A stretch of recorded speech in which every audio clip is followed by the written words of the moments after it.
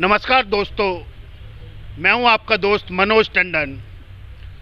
इस समय हम मौजूद हैं प्रेस क्लब ऑफ इंडिया में, जहां आज यूएपीए, राजद्रोह, सैन्य बल विशेषाधिकार का जैसे तमाम कानूनों को लेकर के एक पब्लिक मीटिंग की गई।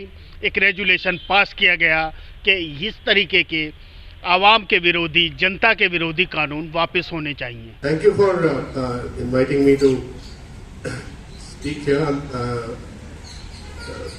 Anup called me yesterday and he said that he told me that a meeting was happening in the press club by all these organizations together. So wanted me to share my perspective on all these issues from the vantage point of media. I'd like to talk about these draconian laws and the consistent assault on civil liberties, democratic rights in the last 7 years, particularly, and I'll kind of do it from the media prism. I'd like to look at it from the media prism because that's where I have some expertise. I have some data to share with you people. So at the outset, मैं ये कहूँगा कि पिछले कुछ सालों में, खासकर पिछले 7-8 सालों में,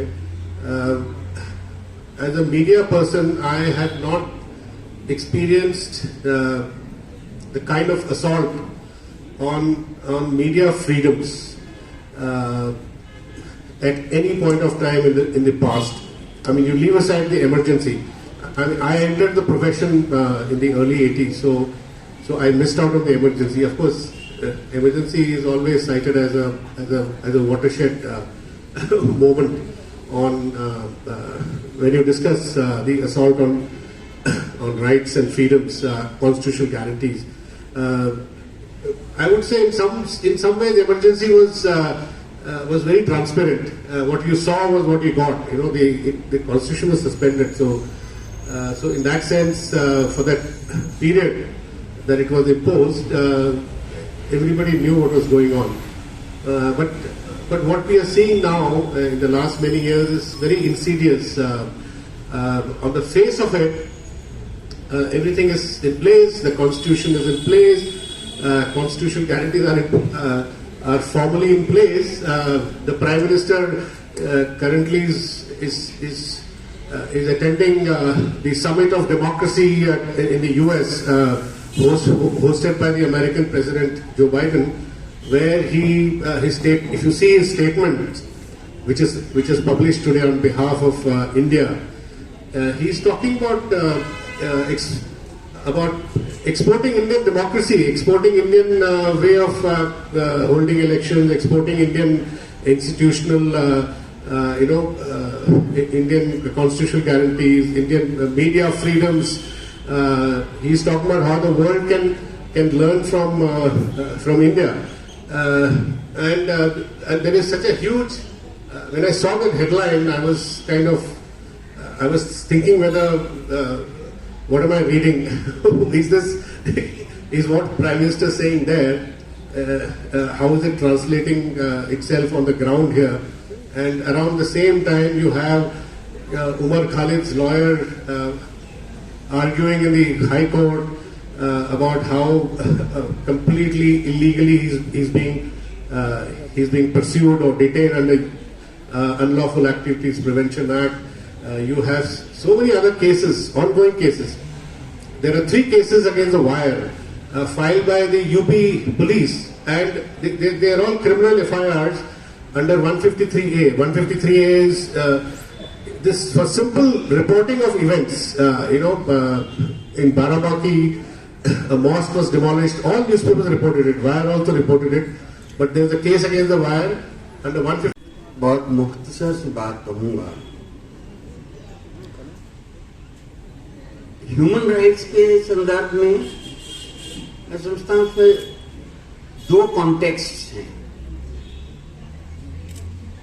एक उसका फौरी संदर्भ और एक जो अल्टीमेट, जो उसका मूल संदर्भ है। और जब हम ह्यूमन राइट्स को अपहोल्ड करने की बात करते हैं तो मैं सोचता हूं कि इनकी बड़ी साफ साफ समझ हमारे दिमाग में होना चाहिए। The immediate context is something which is most acutely felt, and hence the need to be relieved of it is most immediate.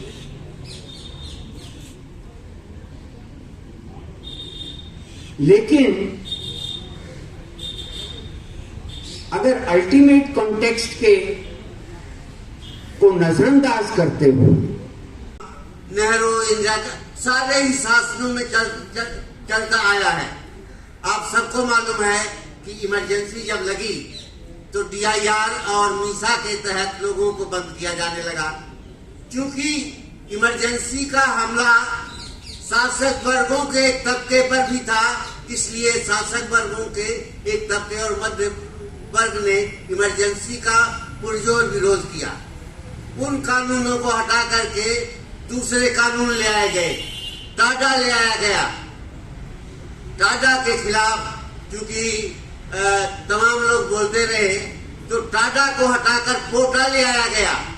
Tada के सारे विध्वंसकारी, सारे जन विरोधी प्रावधानों को मेंटेन करते हुए और भी उसमें जोड़ करके पोटा ले आया गया। पोटा के खिलाफ हो हल्ला हुआ तो UAPA को, जो पुराना ही कानून था, इसी को टाटा पोटा के सारे खतरनाक प्रावधानों को जोड़ करके और भी खतरनाक प्रावधानों को मिला करके UAPA ले आया गया। आज तो इन सवालों के साथ मैं यही कहूँगा कि मानवाधिकार या नागरिक अधिकार पाने के लिए हमको लड़ना। तीन जो काले कानून है, UAPA, शेड्यूल और अफसा, इसकी वापसी के बारे में आप क्या बताना चाहेंगे सर? देखिए, मेरा नाम तेजेंद्र सिंह आहूजा है। मैं पेशे से वकील हूँ और सिटीजन्स फॉर डेमोक्रेसी और PUCL से लंबे समय से जुड़ा हुआ हूँ। ये जो तीनों कानून हैं, ये हमारे विचार में लोगों को दबाने के लिए, उनकी आवाज़ को दबाने के लिए और ऑप्रेसिव कानून हैं। इनका इस्तेमाल जहाँ पर भी लोगों ने अपनी आवाज़ बुलंद करने की कोशिश की, जहाँ पर इश्यूज़ को उठाने के लिए कोशिश की, जो भी सरकार को नागवार गुजरा, उनको दबाने के लिए इसका इस्तेमाल किया गया और बड़े पैमाने पर इसके अंदर लोगों को की गिरफ्तारियां की गई। और ख़ास तौर से अगर देखा जाए तो सन 2014 के बाद से ये गिरफ्तारियां जो इन कानूनों के तहत हुई, उनकी संख्या में बहुत ज़्यादा बढ़ोतरी की गई है। और एक चीज़ और जो देखने लायक है कि सबसे ज़्यादा इस्तेमाल इन कानूनों का, ख़ास तौर से UAPA का और सेडिशन का, उसका इस्तेमाल जो है वो हालांकि कहा यह गया था कि वो टेररिज्म को ख़त्म करने के लिए है, पर सबसे ज़्यादा इस्तेमाल जो है उसका उत्तर प्रदेश में हुआ, जहाँ पे कि टेररिज्म नहीं है या वो टेररिस्ट अफेक्टेड स्टेट नहीं है। तो ये जो है, और इसका इस्तेमाल जो है वो जर्नलिस्ट के ख़िलाफ़, लॉयर्स के ख़िलाफ़, सोशल एक्टिविस्ट के ख़िलाफ़, उनके ख़िलाफ़ जो है इसका इस्तेमाल ज़्यादा हुआ है। तो इसलिए हमारी मांग ये है कि इन तीनों कानूनों को रद्द किया जाना चाहिए। इस तरह की पब्लिक मीटिंग क्या लगता है आपको सफल रहती हैं? देखिए, बात यह है कि ये मीटिंग सफल है क्योंकि हम अपनी आवाज़ बुलंद करने की बात कर रहे हैं। हम ये चाहते हैं कि हमारा ये इशू ज़्यादा से ज़्यादा लोगों तक पहुँचे, क्योंकि जब तक पब्लिक ओपिनियन इन कानूनों के ख़िलाफ़ नहीं बनेगा तब तक लोगों को पता नहीं चलेगा और लोग इसके ख़िलाफ़ खड़े नहीं होंगे। तो ये नहीं है कि एक मीटिंग कर लेने से ये कानून विड्रॉ हो जाएंगे, पर यह है कि कम से कम लोगों को जानकारी होगी कि देखिए किस तरीके से करके अब जो PUCL के ही कई सीनियर लोग जो हैं वो भीमा कोरेगांव केस के अंदर बंद हैं, जिन्होंने कभी हिंसा की आवाज़ नहीं उठाई, हमेशा अहिंसा के द्वारा ही अपनी बातें रखने के लिए लोगों को प्रोत्साहित करते रहे हैं।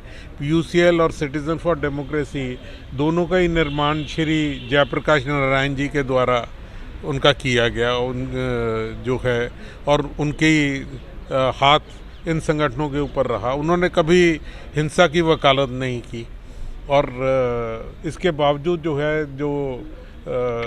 कई मुख्य कार्यकर्ता जो है जनरल सेक्रेटरी सुधा भारद्वाज और गौतम नवलखा जो इनके साथ एसोसिएटेड रहे, और लोग भी जो रहे, उनको जेल में बंद किया गया है कि उन्होंने भीमे कोरेगांव में आवाज़ उठाई।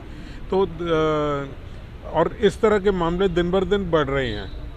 अभी PUCL एक त्रिपुरा के अंदर जो इंसिडेंट हुआ, कम्युनल इंसिडेंट, उसके ऊपर जो PUCL की टीम गई और उन्होंने जो रिपोर्ट किया, उनके खिलाफ जो है इन कानूनों के तहत मुकदमा दर्ज किया गया। तो ऐसे हालात में हमारी ये फ़र्ज़ बनता है कि हम इनके खिलाफ अपनी आवाज़ उठाएं।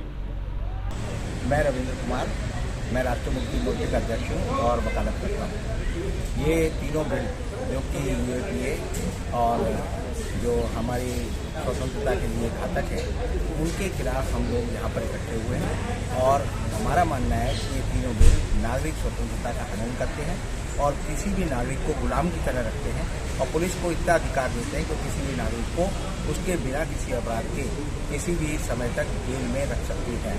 जैसे अब्सा कानून है, उसमें ये प्रोविज़न है कि शक की बिना पर सेना को अधिकार है कि वह शांत क्षेत्रों में किसी भी आदमी को गोली मार सकती है।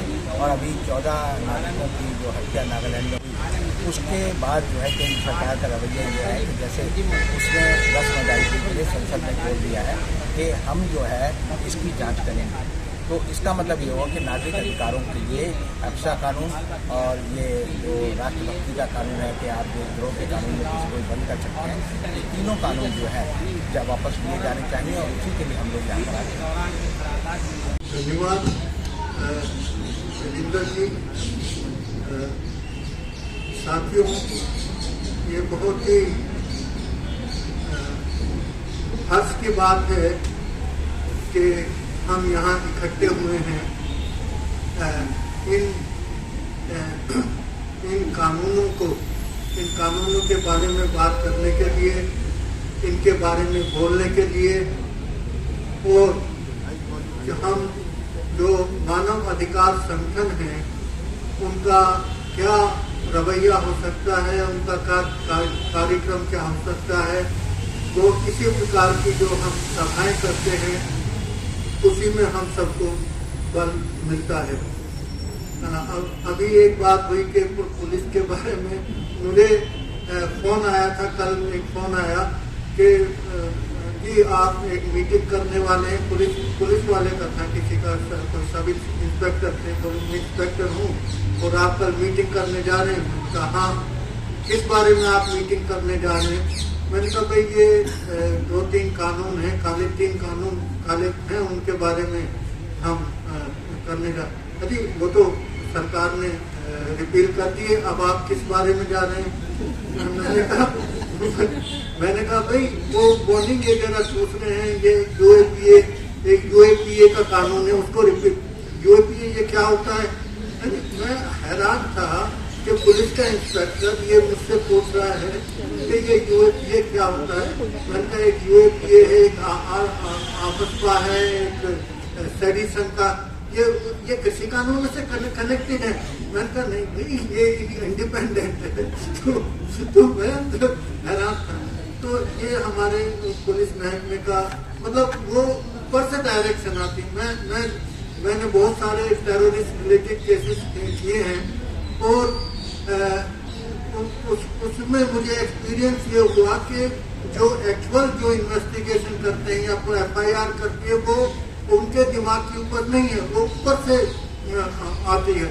और जो जिसको एक यहाँ इन्वॉल्व किया उसको यहाँ FIR की उसी के खिलाफ FIR बेंगलुरु में हो जाती है, उससे कनेक्टेड, उसी के खिलाफ हैदराबाद में हो जाती है। तो कोई प्लेन है पीछे से जो सारा एक पूरा एक ब्लॉक बनाता है, उसका एक FIR जैसे इन्होंने वेणु जी ने कहा कि उसके कप्पन की FIR 5000 पेजों की है। बताइए 5000। और जो दिल्ली वायलेंस में जो ये उमर खालिद वगैरह इनकी जो FIR है वो 20,000 पेजों की है। बताइए। तो इस तरह से वो इस तरीके से प्लॉट बनाते हैं। वो प्लॉट जो बनता है उसके लिए खास ऊपर से लोग बैठे रहते हैं।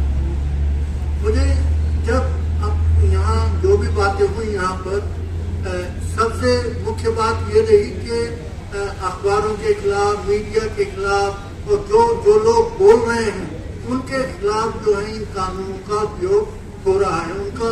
लेकिन सबसे बड़ी बात जो UCL अपने लगातार 20 साल से 25 साल से उठाता चला रहा है, जब टाडा बना, जब कोटा बना या सेडिशन का कानून बना, उसको सुप्रीम कोर्ट के अंदर संविधान की मान्यता के अनुसार ये कानून है या नहीं, इसको चैलेंज करने की बात लगातार उठाई है। केवल कोर्ट में ही नहीं बल्कि बाहर भी इस चर्चा को बनाए रखना और लोगों की अवेयरनेस को लगातार बनाए रखना, इसका प्रयत्न UCL ने किया है। सबसे पहले तो हम ये जानना चाहेंगे कि इस तरह के कानून क्या संविधान के दायरे के अंदर आते हैं और क्या इस तरह के कानून अभी जिस समय चल रहे हैं क्या वो उनका चलना विधिवत है या संविधान के अनुरूप है। सेडिशन के कानून को अगर हम देखें तो ब्रिटिशर्स ने सेडिशन के कानून को इसीलिए बनाया था ताकि यहाँ के मुल्क के लोग उनके खिलाफ कोई बात ना कर पाए, कुछ बोल ना पाए। सारा उसका जो मंतव्य था, उद्देश्य था सेडिशन कानून का, वो यही था। लेकिन 1860 में जब सेडिशन का कानून बना, उस समय ये जो IPC बना, इंडियन पेनल कोड जो उन्होंने बनाया इनके ऊपर, उसमें सेडिशन कहीं अपराध नहीं बताया गया था। 10 साल के बाद जबकि जो शुरू में ड्राफ्ट बना था उसके अंदर था, लेकिन उसको किसी कारण से ड्रॉप कर दिया गया। 1870 के अंदर सेडिशन को एक अपराध के तौर पर IPC के अंदर इंक्लूड किया उन्होंने। लेकिन उसके बाद भी 21 साल तक कोई भी सेडिशन का किसी के ऊपर एलिगेशन नहीं लगाया गया। और उसके बाद में जितने ट्रायल शुरू हुए, आपको मालूम है, तिलक के ऊपर 3 ट्रायल हुए और गांधी जी के ऊपर भी देशद्रोह का मामला चलाया गया। गांधी जी ने अपने डिफेंस में कहा था कि ये जो सेडिशन का देशद्रोह का अपराध है एक तरीके से प्रिंस ऑफ ऑफेंसेस है, मतलब सबके ऊपर करके सबसे बड़ा तरीके का अपराध है। लेकिन एक बहुत बड़ी बात उन्होंने कही कि इसका जो सारा उद्देश्य है वो ये है कि लोगों की लिबर्टी और बोलने के अधिकार को दमन किया जाए।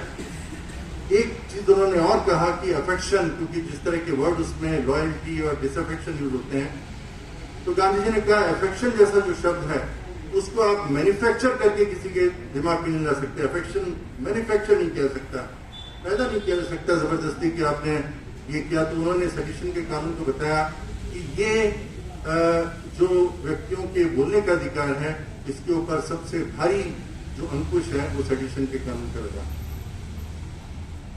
जब देश स्वतंत्र हुआ और संविधान बनाने की बात आई तो उस समय जो हमारा आर्टिकल 19 है जिसमें फ्रीडम ऑफ स्पीच और एक्सप्रेशन की बात की हुई है, उसके अंदर सेडिशन भी इंक्लूड। अभी तक के लिए बस इतना ही। ताज़ा अपडेट के लिए जुड़े रहिए स्ट्रीट न्यूज़ इंडिया के साथ। स्ट्रीट न्यूज़ इंडिया को लाइक कीजिए, सब्सक्राइब कीजिए, अपनी कीमती राय कमेंट्स बॉक्स में दीजिए।